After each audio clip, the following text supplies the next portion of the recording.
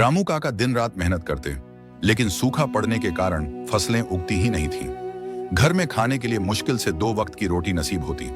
मगर उनका बेटा गोलू पढ़ाई में बहुत तेज था। गांव के स्कूल में वो हमेशा अव्वल आता।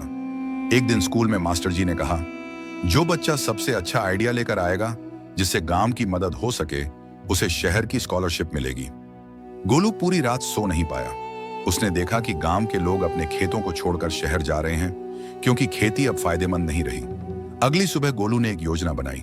उसने गांव के सारे किसानों को बुलाया और कहा, हम सब मिलकर खेती करेंगे, लेकिन इस बार पारंपरिक फसलें नहीं, बल्कि औषधीय पौधे और सब्जियां उगाएंगे जो कम पानी में भी उग सकती हैं। किसान हंसने लगे। बच्चा हमें खेती सिखाएगा? लेकिन रामू काका ने बेटे पर विश्वास किया। उन्होंने अपनी जमीन गोलू के प्लान के हिसाब से तैयार की। कुछ महीनों में चमत्कार हो गया। गोलू की फसल सबसे हरी भरी निकली। उसने ड्रिप इरिगेशन भी लगाया, जिससे पानी की बचत हुई और फसल में नमी बनी रही। शहर से अधिकारी आए, गोलू की योजना देखकर दंग रह गए। उसे स्कॉलरशिप मिली और गांव के बाकी किसानों ने भी उसकी राह पर चलना शुरू कर दिया।